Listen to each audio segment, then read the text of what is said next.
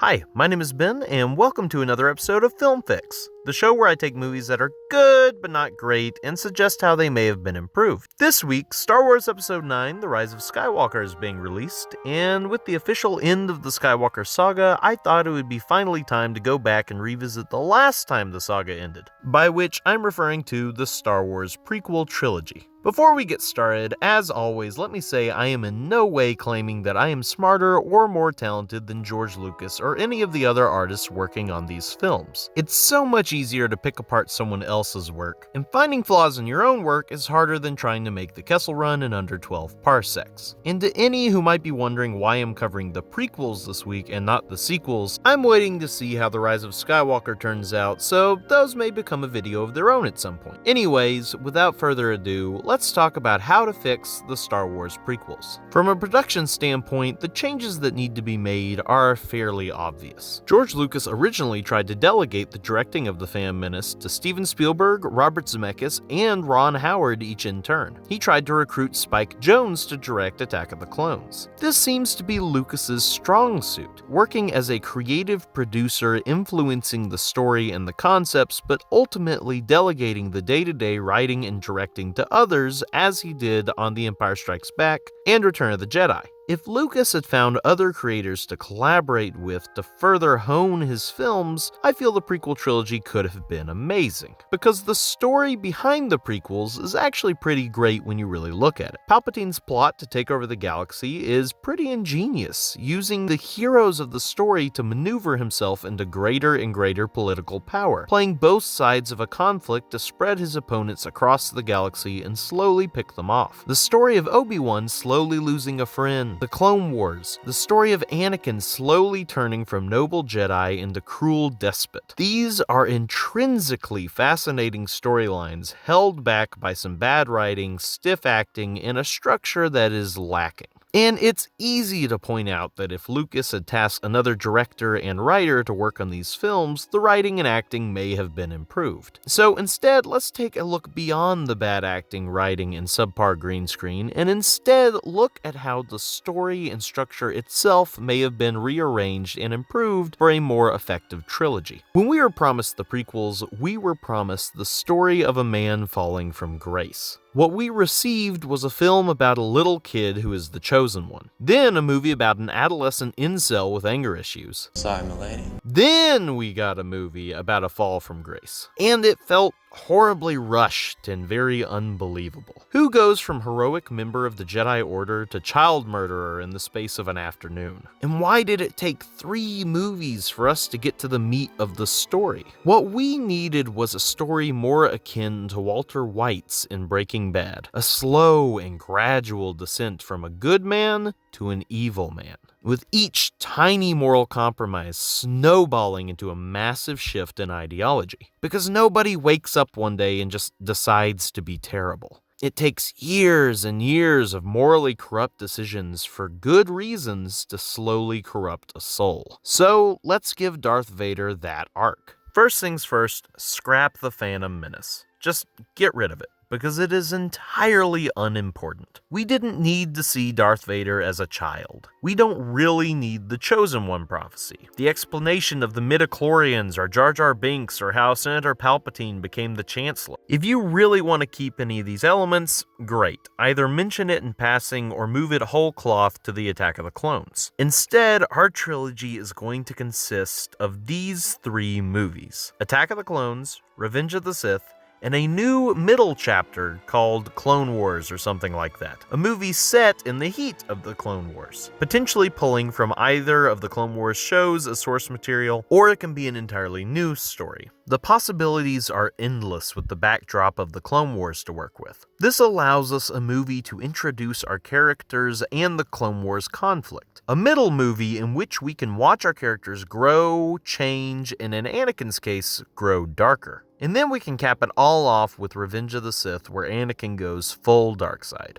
And here is where we're going to have to do some major rearranging of the plot, because we need to move the whole Anakin working for Palpatine in order to save Padme thing to the first movie. Anakin's slow descent to the dark side needs to begin here, at the beginning of the trilogy, not at the end. The idea that he joins Palpatine to save someone he loves is a good one. Many people begin doing bad things for justifiable reasons and then become bad people as a result. Every villain is the hero of his own story. And saving your pregnant wife and child is definitely a good reason to have. As mentioned before, his descent is just too quick in Revenge of the Sith. Anakin can't go straight from love my wife and would do anything to save her to I hate the Jedi and will choke out my wife because she's friends with them. We need some nuance, some time to build to that. So you could do this one of two ways. A, keep the plot of Attack of the Clones relatively intact, complete with the original love story with better acting and dialogue this time, with Anakin having dreams about Padme dying throughout, and then at the end, Palpatine recruits him to work for him in exchange for teaching Anakin about the ways of the dark side so that he can save Padme.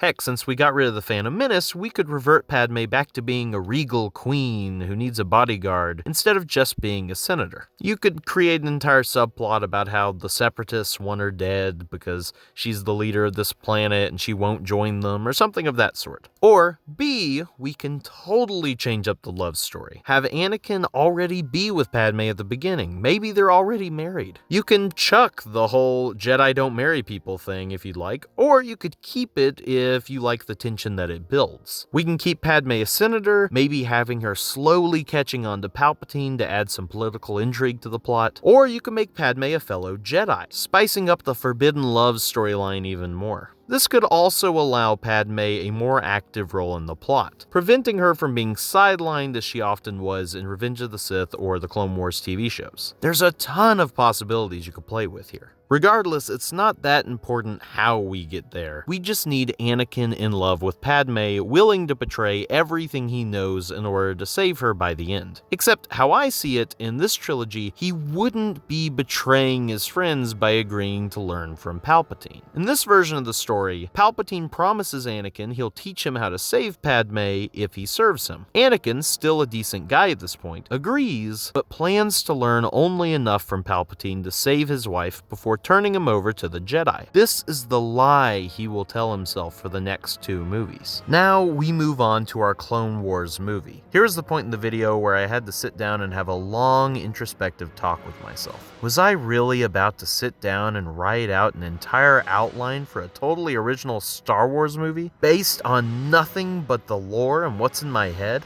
No. Because that would take forever, and I can't justify spending that much time and effort on a video that will most likely only receive a few thousand views at most. And I don't want to incur the wrath of Star Wars fans who don't like where I would have taken it. But let's run through what would have needed to happen in a movie like this. Of course, we'd need some really freaking cool battles and conflicts. Put the whole war in Star Wars, with Obi-Wan, Anakin, and Padme gallivanting across the galaxy on Jedi missions. But far more importantly, this movie is about Anakin's slow descent into evil. The Emperor training him in the dark side, sending him on covert missions that force Anakin to betray his convictions again and again. Maybe Palpatine tasks him with stealing a Jedi relic, or feeding him information about the Jedi, or brutally murdering a political opponent or separatist leader, slowly but surely wearing down Anakin's moral compass, causing him to spiral further and further into anger and hate. Take some cues from a movie like Platoon, as he is forced to do more and more despicable things in the name of Palpatine and the Republic. All the while, have him use his newfound dark side powers more and more often.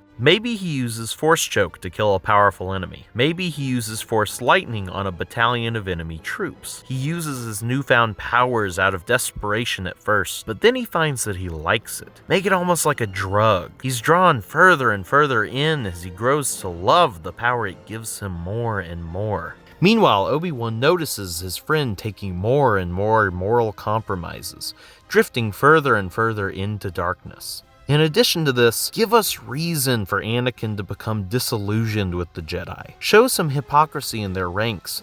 preaching peace but leading armies. This is the movie where you can really peel back the layers of the Jedi Order, reveal some corruption, hypocrisy, and arrogance that slowly drives Anakin further and further away. In all of this, there needs to be something that leaves him feeling truly betrayed. Maybe the Jedi leave him or Padme to die in a battle. Maybe his love affair with Padme is discovered and she is thrown out of the Order if you go the whole Padme is a Jedi route. Maybe a Jedi commander breaks the Jedi codes and murders somebody in cold blood. Leave Anakin disillusioned by the end of the film. This film could end with the invasion of Coruscant, just like the original Star Wars Clone Wars cartoon, for the massive finale, which would then lead us directly into our third film, Revenge of the Sith. From here, the story could be very much the same. Padme is pregnant, Anakin wavering between the light and the dark, Obi-Wan sent off to confront General Grievous to end the war. I think the biggest thing that needs to change here is that Anakin needs to directly cause the events that wind up getting his wife killed by trying to prevent them. They sort of did this in the original, but this Oedipus-esque story really just led to Anakin choking out Padme because he was angry. Husband of the year, everyone. But if Anakin really had something to do with accidentally causing Padme's death,